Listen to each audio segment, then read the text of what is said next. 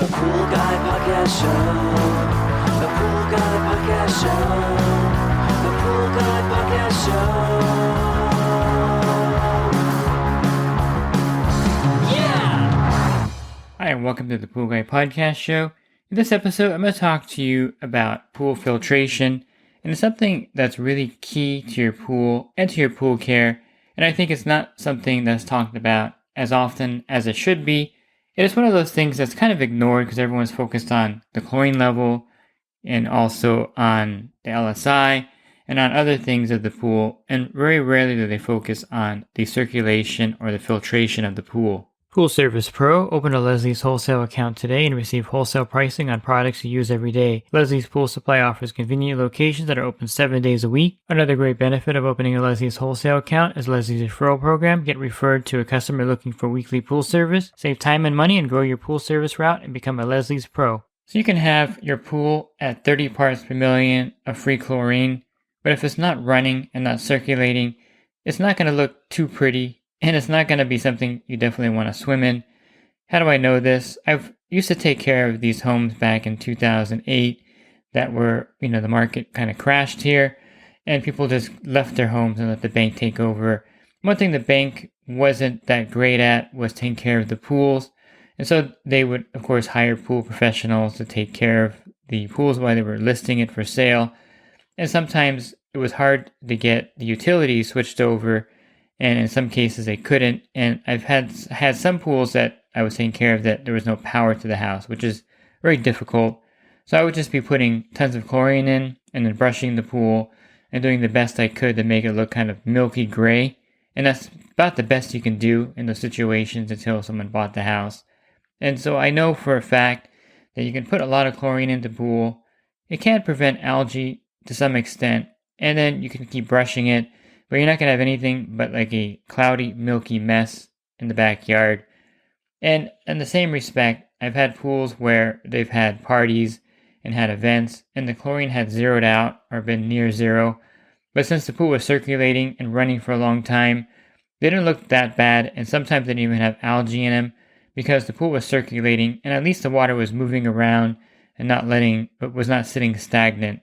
In the ideal situation, you would want to have a solid free chlorine level in the pool, and you would want the pool to run and circulate at a given amount of time for the best water quality.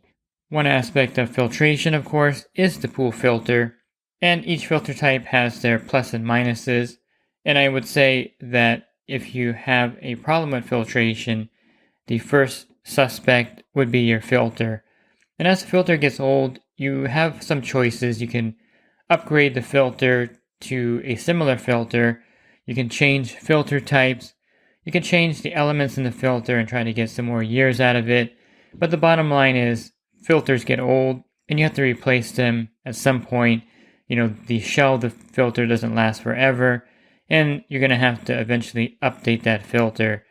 But you can get away with updating the filter elements in a D filter and a cartridge filter for many years. I would say that a D filter can last upwards of 15 years, and a cartridge filter, depending on the model, can last equally as long. A sand filter probably can last indefinitely with sand changes.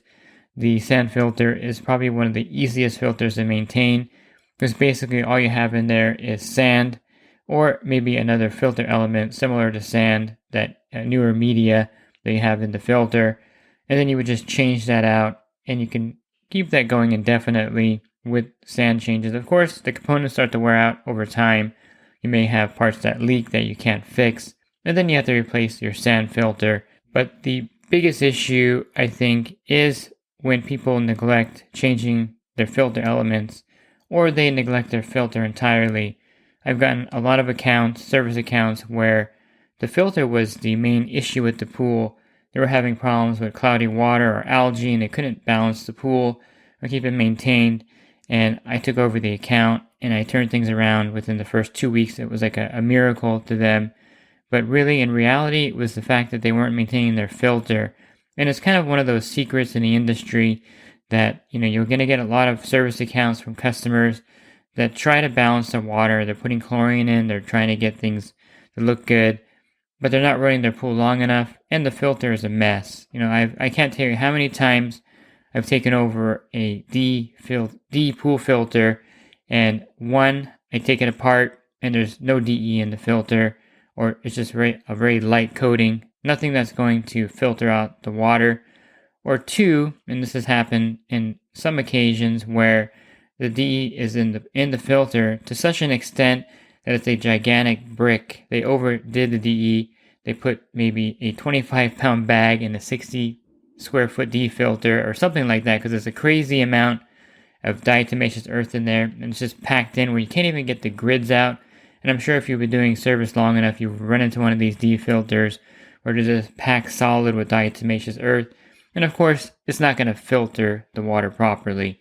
Or you open up the cartridge filter, and many of you have done this before, and I've seen pictures on the Facebook groups, and the cartridges look like they've been in there since like the 1970s.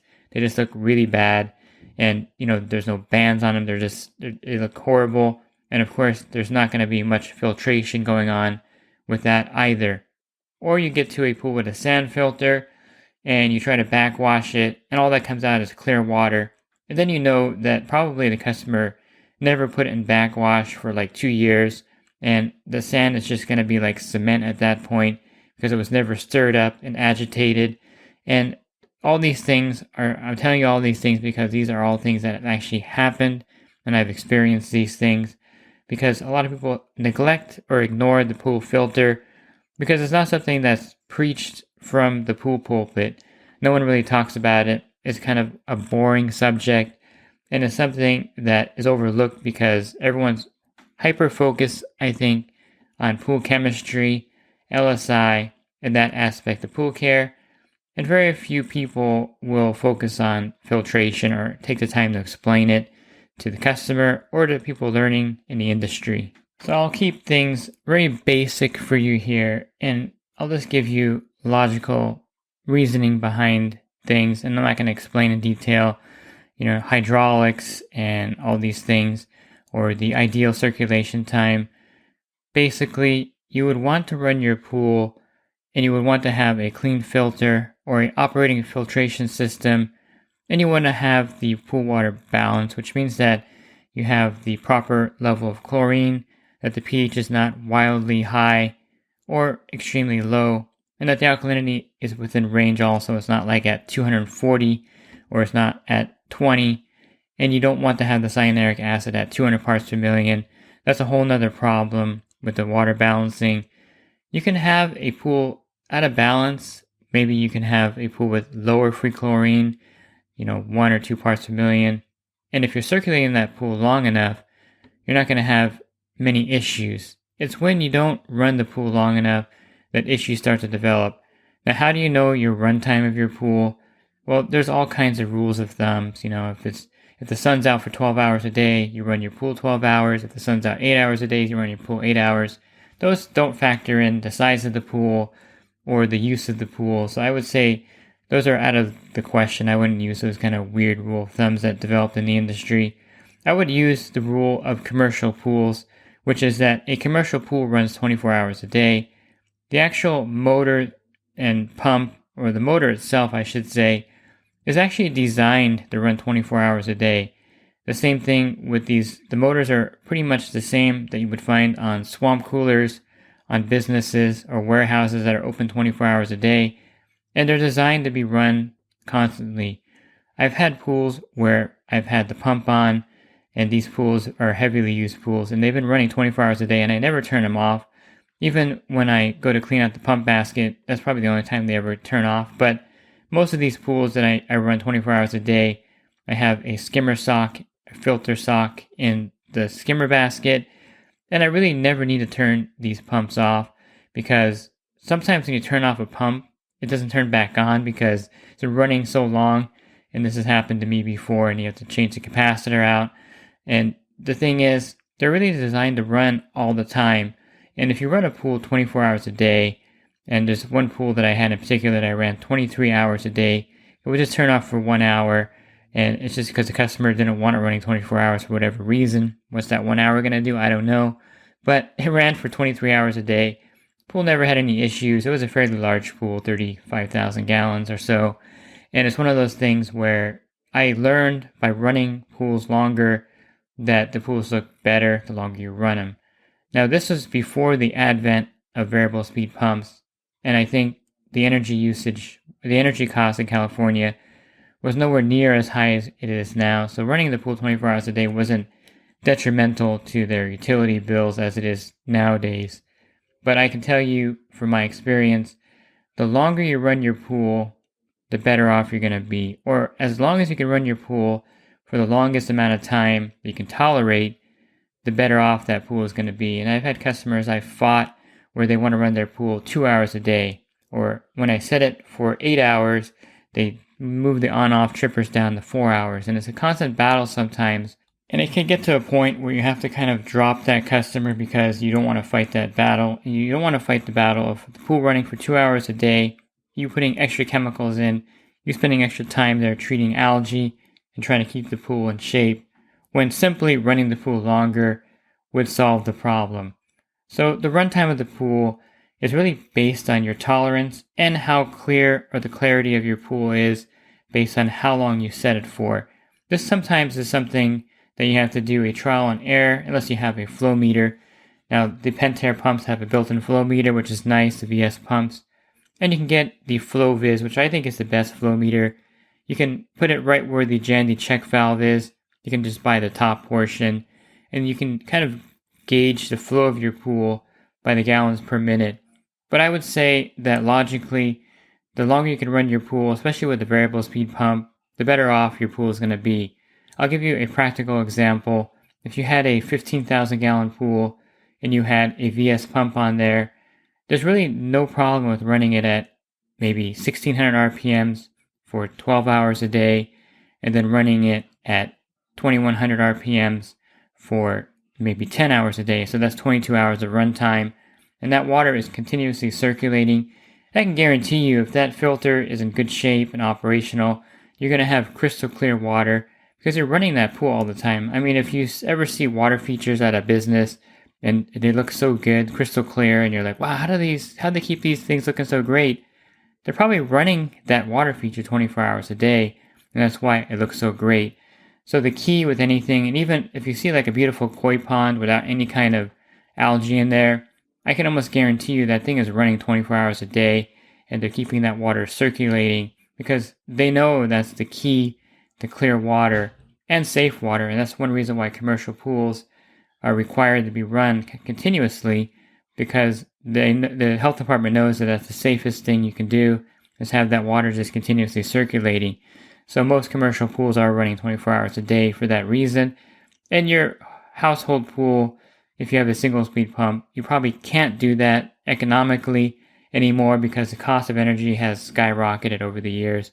But with a variable speed pump, you can easily run that pump almost 24 hours a day with very little impact on your utility bills. Now, if you have solar, even better, because then you don't have to even worry about the cost of running that pump. And so to answer the question on circulation, it doesn't matter if you want to run it 1 or 2 cycles per day, which means that you're trying to get all the water filtered and through the system. 1 cycle means that all the water goes from the pool through the filter and back out again, which is, by the way, a myth because there's been research done that there's still a good percentage of water that never goes through the filter every time you cycle the water through.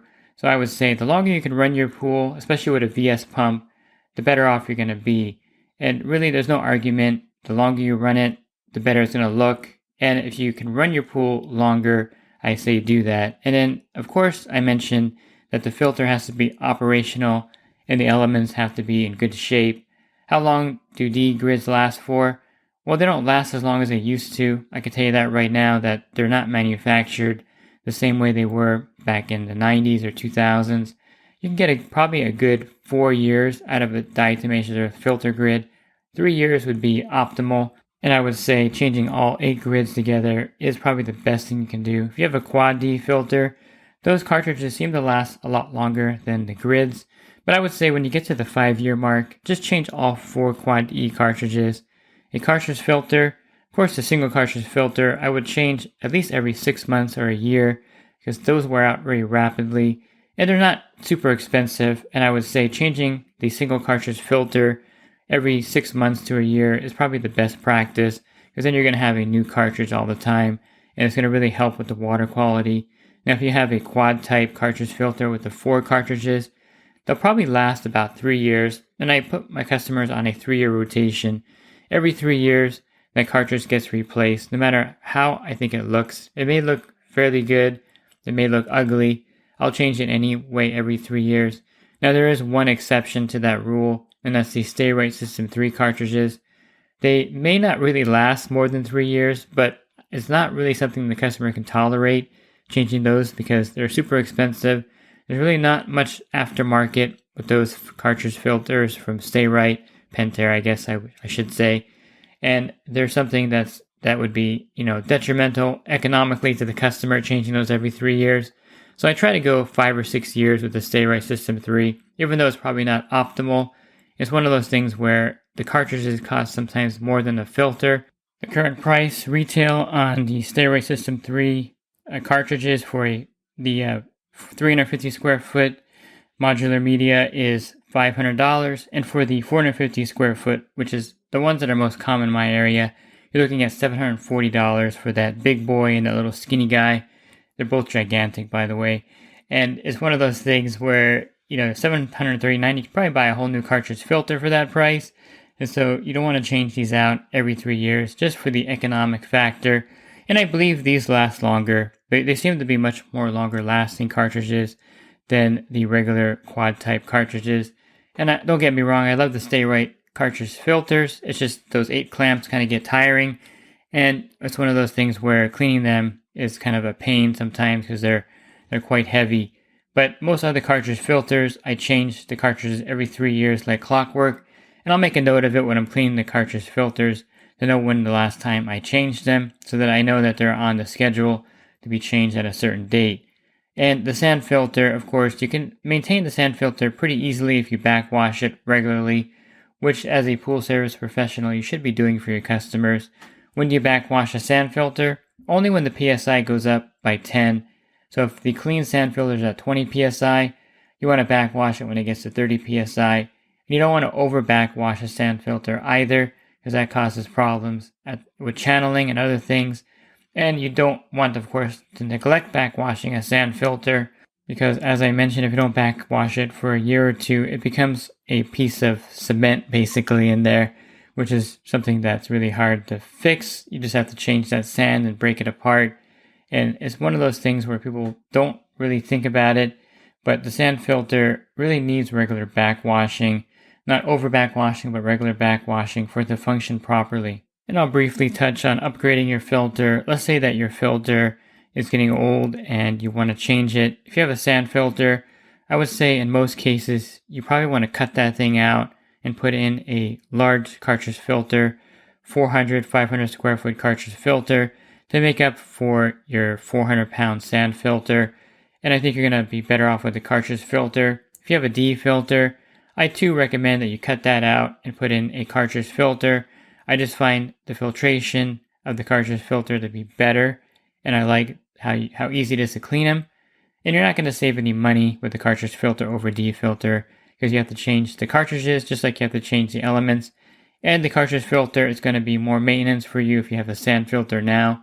But you're going to like the clarity, I think, of the cartridge filter, and you're going to like the way your pool looks better with that. And of course, you can always go with the same filter you have currently. It's not a big deal to me what you go with. I'm just recommending you go with a better filtration system, or what I think is the future of filtration, which is the cartridge filter. And I think if you really want to maximize your filtration, go with the cartridge filter, and then put a multi-cyclone on front. The multi-cyclone is a device that has up to 16 chambers that will filter the dirt up to 90%.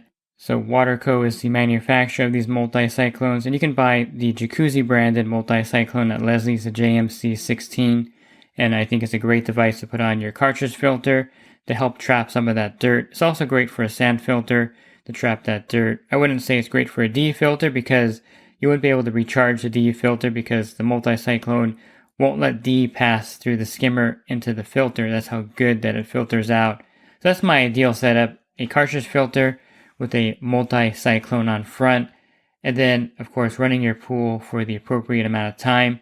And let me briefly touch on pumps. If you have a single speed pump currently and it's going to be dying or going out at the moment, I would highly recommend upgrading to a variable speed pump. You're going to pay more for it, of course, up front, but the energy savings is going to be substantial, and you can run the VS pump longer without worrying about higher energy costs. And so I mentioned circulation and running the pool as long as you can being the best. And if you have a VS pump, you could technically run that for 24 hours a day and pay a fraction of the energy costs for running it that long. And the pool will be constantly circulating, yes, at a lower speed, but the water nonetheless is going to be moving through the pool constantly, which is better than running your single speed pump for 6 hours a day and then letting the pool sit there for 18 hours without circulating. Why not have the ability to run it for 20 hours a day and have it constantly circulating and not really raising your energy costs and maybe even lowering your energy costs and running the pool longer? That's how efficient the variable speed pumps are. And by the way, they're going to last a lot longer than your single speed pump.